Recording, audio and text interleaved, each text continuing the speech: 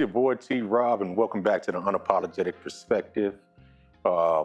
If you haven't already, I would ask please that you like and subscribe to the channel. We've been getting an overwhelmingly great response to the content that we're putting out, and your support is needed to keep on growing and to also get the algorithm out to other people who may want to enjoy our content as well. I want to say thank you once again to everybody who subscribed to the channel, who hit the like button, who supported us on Instagram, as well as on YouTube. This content is near and dear to my heart. By no means am I trying to influence anybody to do anything that I have, because this content is not going to be for everybody. I think it's going to be for certain people who are in a certain place in their life where they're trying to find out what it possibly is that they need to grow in a certain direction. So I think that you have to have some kind of life experience before you even get to a place where this content is going to resonate with you. With that being said, if anything that I say triggers you and makes you feel a certain way, then this content is for you, because nothing about my personal life should be triggering to you. And that should furthermore make you ask the question, what it is inside of you is being triggered by my story. So yeah, that's exactly what this content is about, what this channel is about, reflecting on yourself and what it is that causes you to move in a certain way. When we better understand who we are, we can better understand why we navigate the world in a certain way. And this allows us to more internalize our journey, because we can't change the world around us. We can only change who we are. You know, the world is going to continue doing exactly what it's supposed to do. If you can cultivate peace inside of you, then you'll get to a place where the things outside of you will affect you less, and you will have a more valuable life, in my experience. This has been what I've been doing, you know, for the past couple of years. You know, ever since I've started questioning myself and my own journey internally, I've gotten to a place where I less look at the world and I more look at me and figure out what it is that I need to adjust so that I can have more peace in this world. With that being said, we're going to get to the topic of discussion today. And the topic of discussion today is, who are you really? And I ask that question because from the time that we're born, we're given this idea of who we're supposed to be, right? We don't really have much control over that thing. We're born a certain race. We're born in a certain geographical area in life or on the map. You know, we're born in a certain city, state, whatever it may be, like, right? So in life, a lot of the influence that's put on us and the character that we build, the persona per se, right, is cultivated by things that were given to us over the course of our life. So no matter where you're at in life, whether you're a teenager or whether you're 45, 50, 80 years old, who you are a lot of times, most of the time, 99% of the time, is going to be based on what you've seen, your experiences, and who influenced you in life. So beneath all of that, if you could strip all of that away, who would you be? This show is largely dedicated to, and the motto of this show, and you're going to hear it as we go along, is about killing your ego.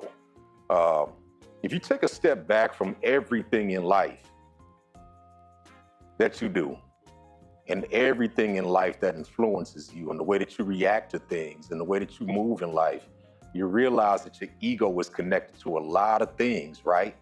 You need to be right about things. When you feel like you need to be right in an argument, that's your ego showing up. When you feel like you have to prove yourself to other people, that's your ego showing up. When you feel like you have to perform a certain way or you have to live up to a certain reputation, your ego is connected to that, right?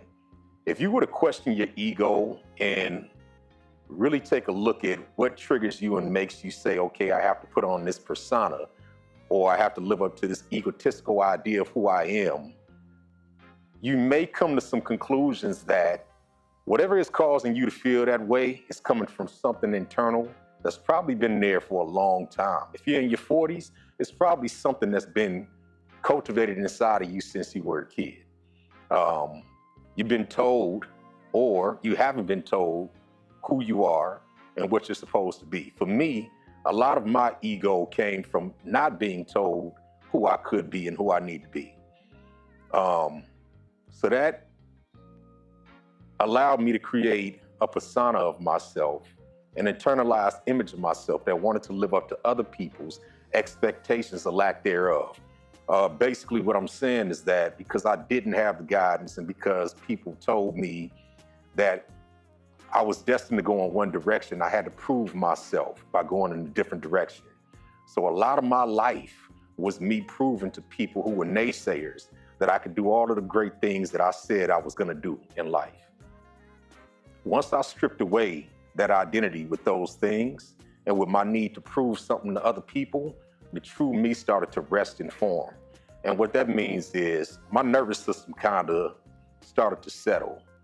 Things in my life started to look more clear. I didn't lose my ambition, but I did lose the idea that I had to attach my ambition to anybody else, if that makes sense, right? So I still strive to do things, but I do the things that I love. This podcast is the thing that I love. So it's much easier for me to do it without me internalizing how other people may see it or think about it. I really don't give a damn. I'm gonna be honest, you know. If you take something from the content, I appreciate that. But if you don't, feel free to walk away. Don't even comment, because don't worry about the comments. My producer reads the comments, I don't. I'm too busy out there really inside of my own head, figuring me out, working out and doing things that are healthy for my life. So, you know, feel free to comment. You're probably gonna get my producer, you know, but I do appreciate you all consuming the content otherwise. So yeah, we're gonna get back to the point of what I was saying about the actual ego and actually your identity as it pertains to who you are. You're born a certain race, you're born a certain gender, you're born all of these different things. Those are a given. The rest of the things are marked on you by your family, by the people around you, by your community, and like I said, by your geography. You don't even speak a language that's the language of your actual ancestors. I don't care where you come from. It doesn't matter if you're white, black, or whatever it may be. The actual language that you speak is a language that's been given to you. We all have a different dialogue based on where we live. I'm from Chicago. People in Chicago speak a certain way, and they articulate themselves different than people in California. So when you start to peel away the layers of your life, who are you really underneath all of that? If somebody was looking at you, if nobody was looking at you, if you didn't have an audience around you, if there was nobody to talk to, who would you be? What would you do?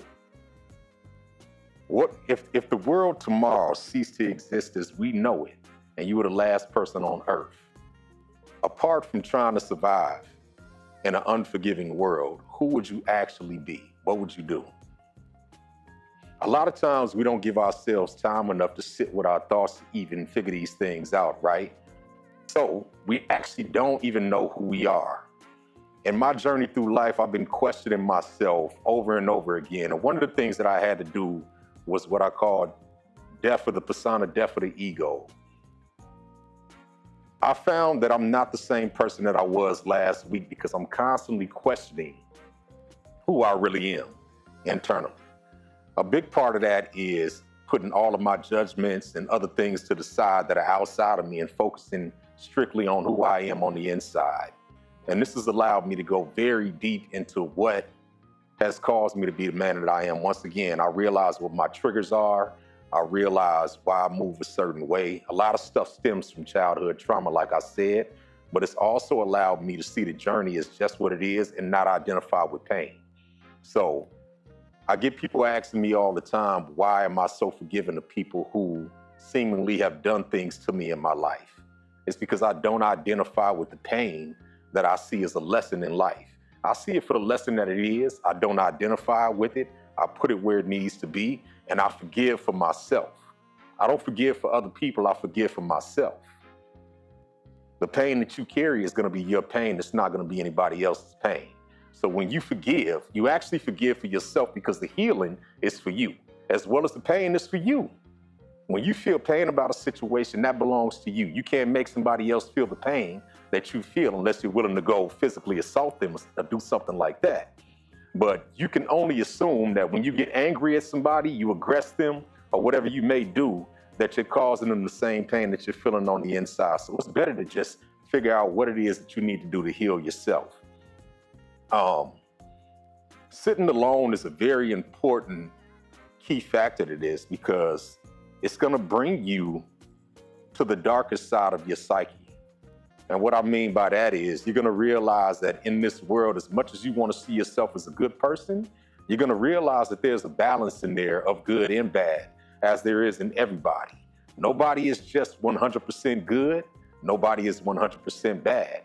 But really what you start to identify and you start to realize is that the things that irritate you and upset you about other people have more to do with you than it does them, right?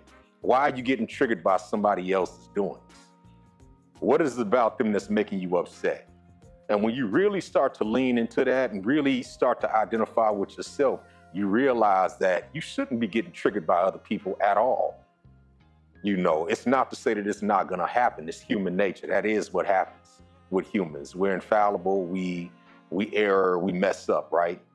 But when you start to further look at yourself and realize that you're triggered by another person's life, circumstances, what they have to say, what they think about things, then you realize that that says more about you, and there's something inside that you haven't dealt with.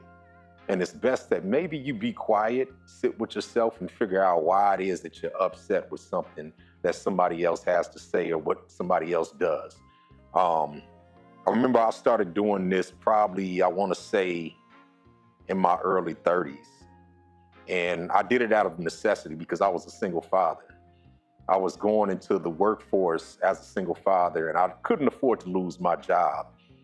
And so I said to myself, you have to kind of be flexible. If you're not flexible, you're going to end up in a situation where you're not going to be able to feed your kids. So part of being flexible was rethinking my ideas on things. When I started to rethink my ideas on things, I actually started to question my own thoughts.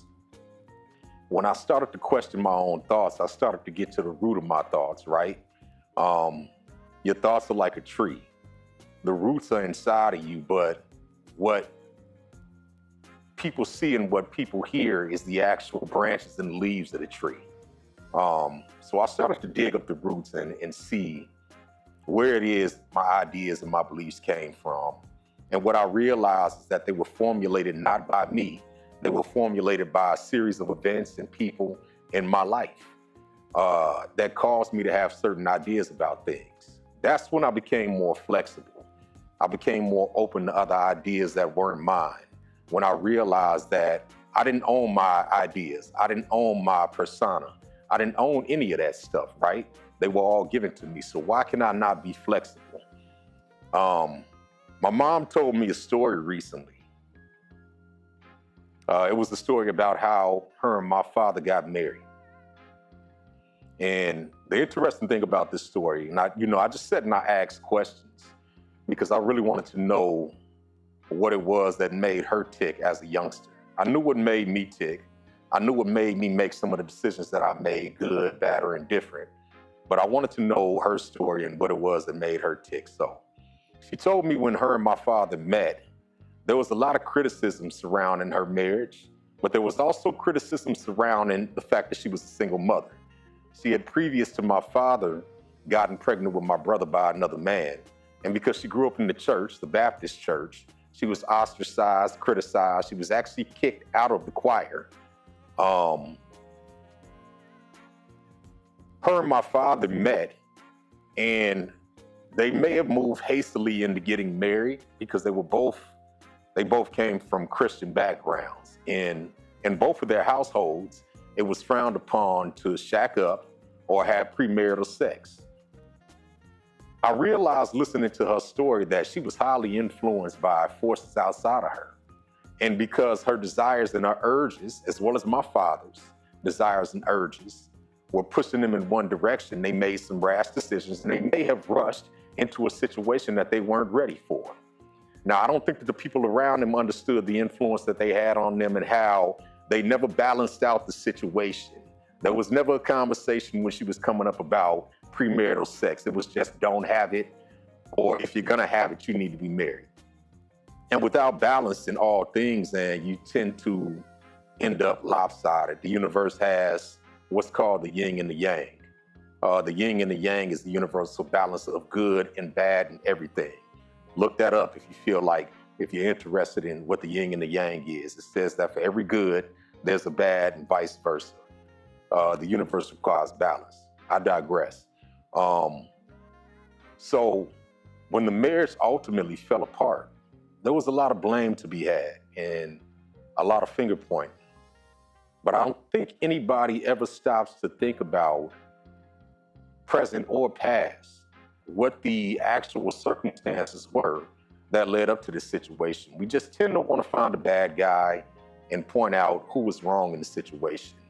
But when you go internal and you start to look at yourself and you start to look at other people as people who are fallible as well as yourself, and you deal with that inner dialogue, you can better understand why it is that you made the decisions that you made that may have led you in a direction that you've gone into, right? And when you unpack that, you stop looking at the world through a judgmental lens and judging everybody harshly on their decisions that they make, because you realize that you're just as imperfect as everybody else. Now, if you can't deal with the voices inside of you, you're gonna be quick to judge other people. It's the easiest thing to do, to look at the rest of the world and say, why don't you come around to seeing things my way? But the world is not built that way. The best thing for you to do a lot of times is to internalize your struggle and realize that you have some healing to do. You're not perfect, and you need to figure out your own circumstances. This is what I've been doing over the course of, I'd say, about 15 years, and it never stops, man, into the grave. I actually met a police officer today when I was in the gym. Interesting story. I've had run-ins with police officers within the last 2 days. Yesterday, the police showed up at my door over one of my old employees, and they wanted to figure out where he was because when he was working for me, he assaulted somebody in my work truck. So they didn't have any information for him. They came to me to find out who he was. Initially, they had made contact with him, but he hasn't been employed by me for a long time. He's actually moved out of the state. So they were doing a follow-up because they said the state wanted to pick up the charges and they were doing their due process on this thing. So they came to my door and one officer showed up. And when we got to talking, he alerted my attention to the other officer who was standing by my garage out of view. And I looked around the corner and saw who he was. And I was perfectly calm in this situation because I'm 45 years old. I'm not a criminal. I don't do anything wrong. And my nervous system is in a healthy place. So I wasn't triggered by them being at my door. And we talked about the situation. Later on, I went back inside and I talked to my wife about the situation. And we just kind of went back and forth about what it is to be a police officer and how they look at the world and why it is that this guy might have been standing out of sight when he could have been within view of me, you know. And so I'm in the gym today, working out. And as I work out, I listen to these videos, these Buddhism videos about self-improvement and figuring out your own stuff. And this guy stops me and he says, man, I just want to ask you, man, you look like you're very much at peace and you look happy. What are you listening to? And so I showed him the videos and we began to talk. And in one moment, he brought up the fact that he was an ex-police officer. So as we're talking, he explains to me how police officers think, how they look at the world, and you know how being a police officer has actually affected him mentally, and how he had to come back around to figuring out a lot of things because he had PTSD from being a police officer. He actually knew somebody who was killed in the line of duty. And during this conversation, I explained to him what it was to be somebody, you know, from the inner city and look at the world a certain way as well, and how we have PTSD in terms of dealing with the police officers. And what you come to realize is that you have more in common with people than less, right? But I talked to him about how he needs to possibly look more within to find the answers to life that he's looking for. just as I'm talking to you all about the same thing. Um, you're not going to be guaranteed a perfect life, a perfect world. You're not going to be guaranteed a peaceful life. Things are going to happen to you that's going to make you question everything that you love. You're going to feel like life is unfair. All of these things, right? But the only thing that can help you in these circumstances when things seem to get a little rocky and shaky is how you look at the situation. If you look at things from a perspective of this is momentary pain, hurt, or whatever I'm going through is just for the moment, then it will be. But if you look at things from a perspective of my life is always in turmoil, your life will probably always be in turmoil because you identify with that, right? It becomes part of who you are. So I want to go back to the part where we were talking about who are you really underneath everything. A lot of who you are is probably going to be built up by the persona and the image that you have to keep up, which is connected to your ego.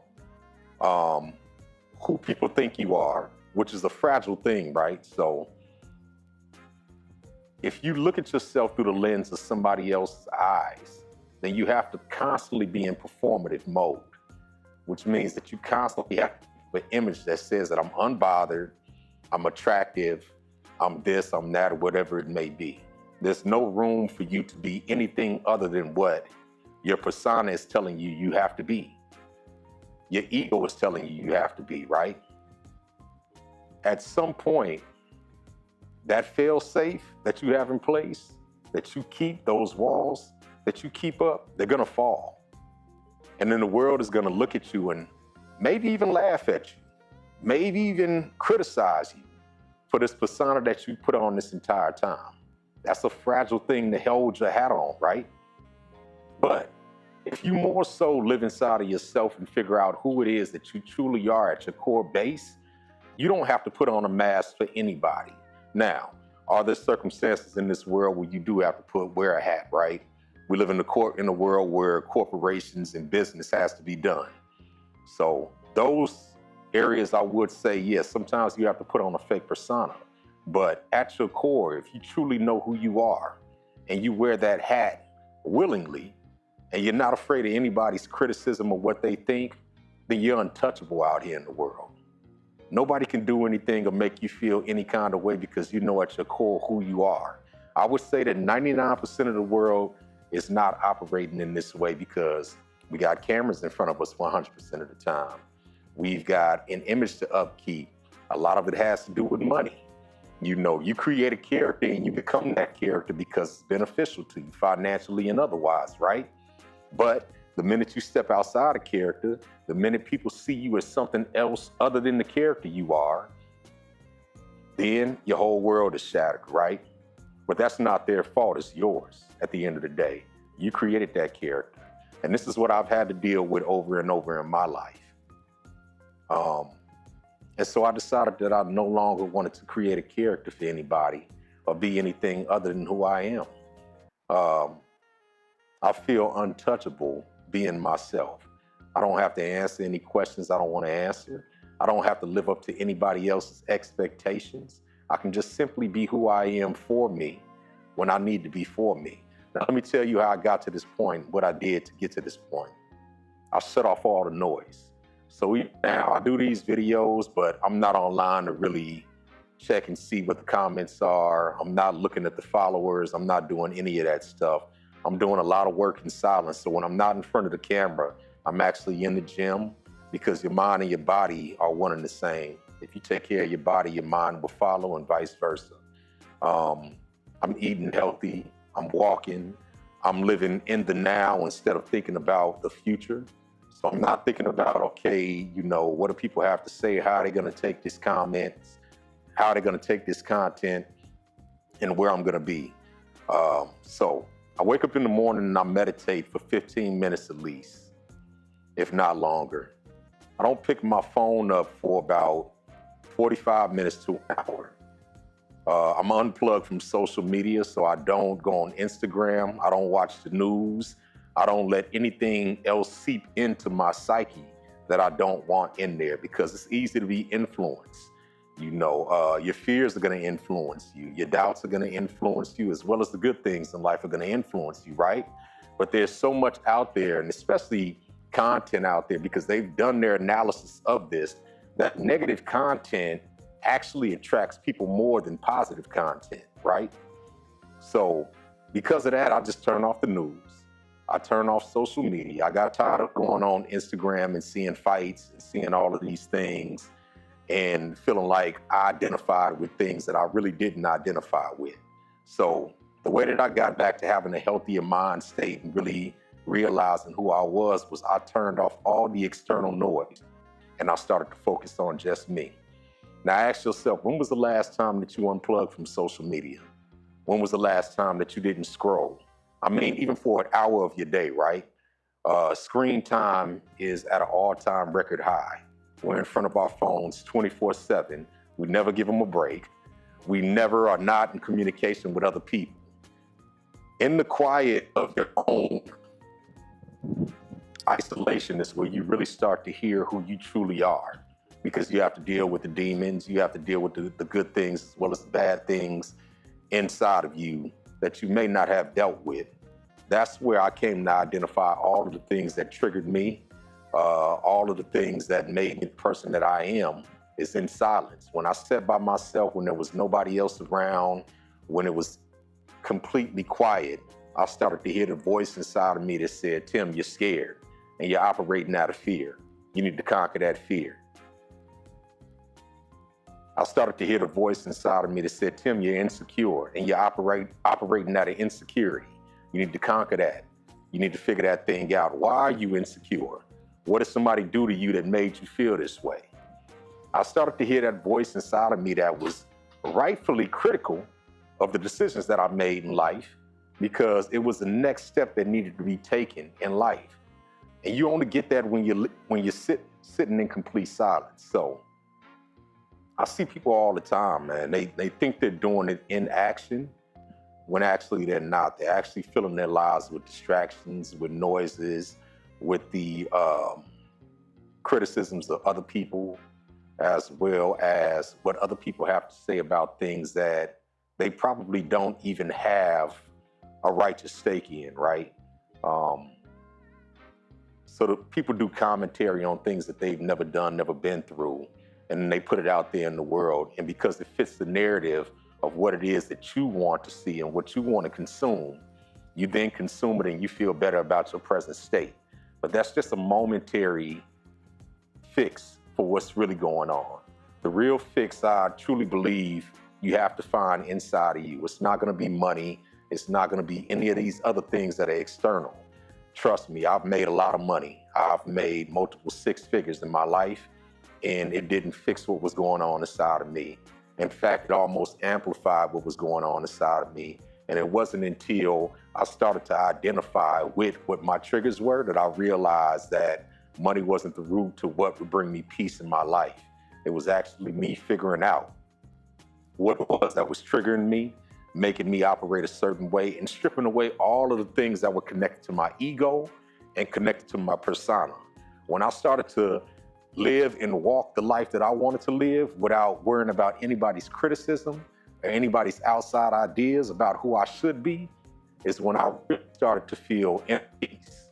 So we're going to be talking a whole lot about the ways that I've been able to come to these conclusions, and it'll be a different topic every time. You know, one of the biggest topics that I want to talk about going forward is living for praise and dying on people's boos. Because if you live for people's praise, you will die on their boos. You know, as we see all the time in society, 1 minute they're going to love you, the next minute they're going to hate you. You know, people are inclined to build you up, but they're more inclined to want to tear you down. And if you decide that you give a fuck about the opinions of others enough that you identify with them in a way that they praise you, and that makes you feel good, when they decide to tear you down, it can really strip apart who you truly are, you know, at your core. Yeah, so when, you know, now we're seeing a lot of that going on in society right now. If you look at the situation with these celebrities whose characters are up for question, you realize that, hey, 1 minute they love you, the next minute they hate you. You can't build your house upon that. You have to build a strong foundation within yourself that's impenetrable from any outside opinion or scrutiny. And that is going to be based on who you truly are at your core. It's your boy T.Rob. This is the Unapologetic Perspective. Hey, smash that like button. Please like and subscribe. We're trying to build a channel here that can help people out. I really believe in the work that we're doing here.